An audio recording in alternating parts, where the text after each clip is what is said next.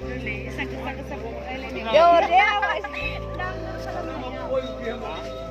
जोंनि खबाइआ माबायदि लोगोफोर रायलायनायना खोन्थाहरलाय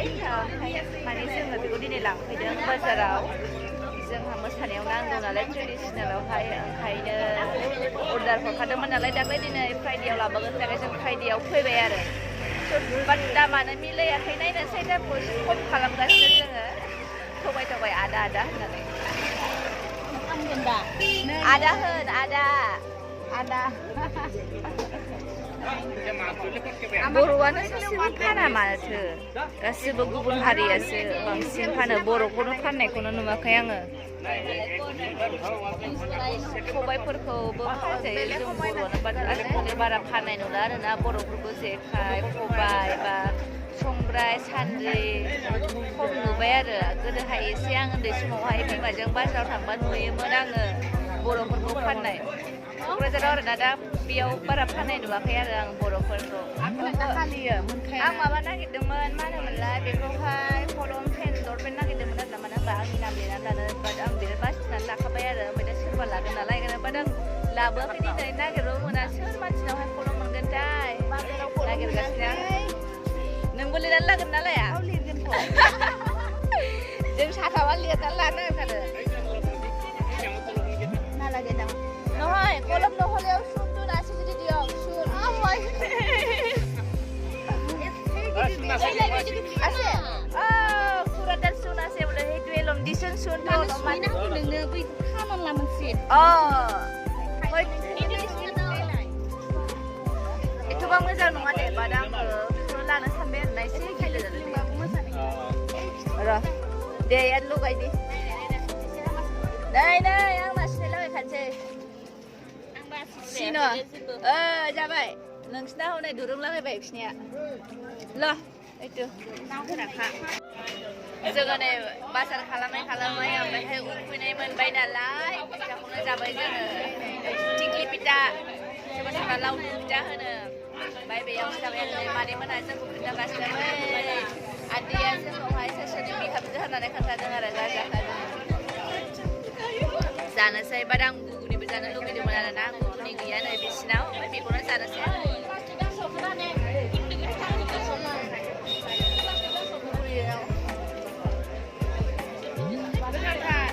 जादो आं गुदुं गोथाव मोनो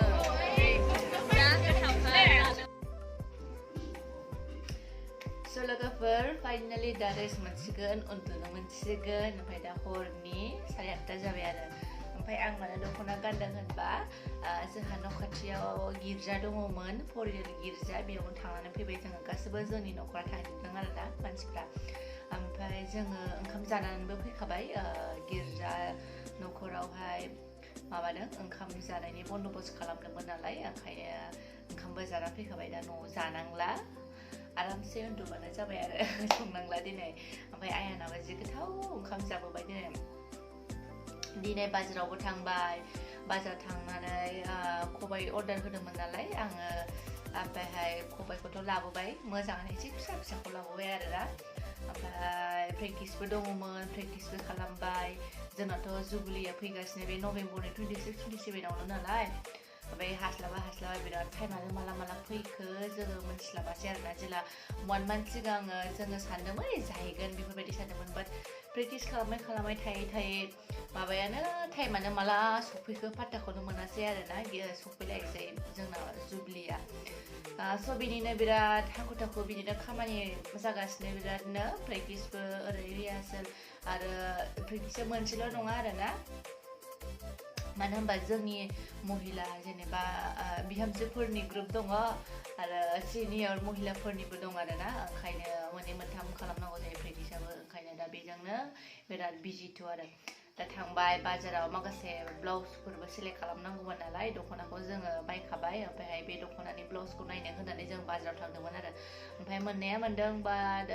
स्टकआव गैयामोन आरोना बाट जोङो अर्डार होबाय दा मंगलबार बाजारावहाय लाबोगोननो नायनोसै ओमफ्राय सिम्पोलखौनो लादों ओमफ्राय दहाय जाखिनि देखायनो हायो देखायबाय आं नोंथांमोननिसिम शेयार खालामबाय कि दिनै मा खालामखो बहाय थांखो शेयार खालामबाय आङो ओमफ्राय जायफोरा आंनि चेनेलावहाय गोदान साबस्क्राइब खालामाखै दासिमबो साबस्क्राइब खालामनानै लाग्रोदो ओमफ्राय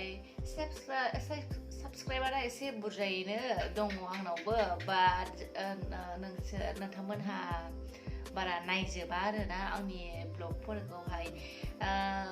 मानो नाया मिथिया आङो बाट नायनो मोजां मोनो ना मोना आं मिथिया बाट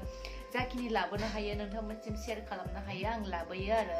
आरो अननानै प्लिज नाय आंनि ब्लग्सफोरखौ आरो लोगोसे आंनि कभार डान्स आङो माजे माजे होयो नालाय गेजेर गेजेराव स' बेखौबो नाय आरो कमेन्ट खालाम आं कमेन्ट खालाम आंनियाव ओमफ्राय आं रिप्लाइ खालामखायो आरोना गासैनिबो एखमबा मोनसे मोननै थालांनो हागौ बाट उनावहाय नायफिननानै खालामगोन आङो ओमफ्राय आरो आंनि ब्लगनि गेजेरजों माखौ नायनो लुगैयो बेखौ खोन्थाहर कमेन्ट खालामहर नोंसिनि कमेन्टफोरा बिराद मोजां मोनो आङो मानो होनबा आं जेनेबा बबेबा जायाखैबा नोंथांमोना खोन्थाहरोबा आं बेखौ कारेक्ट खालामफिनगोन आरोना स' बेखायनो बिराद नाय आरोना अननानै आं रिकुवेस्ट खालामो आंनि ब्लग्सफोरखौ नाय ओमफ्राय लोगोसे आंनि कभार डान्सफोरखौबो नाय स' दिनैनि भिडिअखौ आङो बेखिनियावनो दोनथ'नोसै ओमफ्राय स' नोंथांमोनहा आंनि दिनैनि भिडिअखौ नायनायनि थाखाय बयनिसिमबो थेंक इउ स' माच खनसे गोसो गोरबोयै नोंथांमोनखौहाय खुलुमनाय जासिहरबाय आरो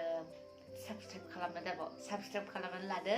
ओमफ्राय लोगोसे लाइक शेयार खालामनानै होदो आंनि भिडिअफोरखौ स' बिदिनो अनसायलांबाय था बे आरएस ब्लगा नोंथांमोननिसिम मोजां भिडिअ लाबावो आरो सरि एक्चुअलि आं मोनसे खोथा सिगांनिफ्रायनो सानगासिनो दंमोन आरोना माने आंनिया चेनेलनि नामाथ' आरएस ब्लग आरोना बाट आं सानदों आंनि अरिजिनेल नामखौ होनो नामा सानदों बाट नोंथांमोना मा सानो बा माखौ लुबैयो कमेन्ट खालाम आंनि अरिजिनेल नामखौ होनो ना आं बे आरएस ब्लगखौनो दोननो स' प्लिज आंनो कमेन्ट खालाम माखौ होनो आं माने बे आंनि अरिजिनेल नामखौ होनो ना आं बेखौनो दोननो जागासिनो ओमफ्राय आंनि अरिजिनेल नामखौबो आङो दोननो लुगैदों ओमफ्राय आरएस ब्लगाबो आरएसनि मिनिङा जाहैबाय आरा आंनि नाम ओमफ्राय एसआ हासबेन्डनि नाम स' बेखायनो ओमफ्राय आंनि फुल नामखौहाय आं होनो लुगैदों आरो ना ओमफ्राय हासबेन्डआवबो सोंखांबाय आं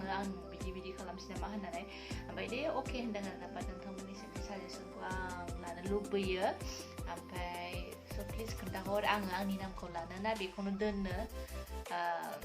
बेनो आरो स' दिनैनि थाखाय बयनिसिमबो bye and good night and thank you so' much thanks four वाचिं bye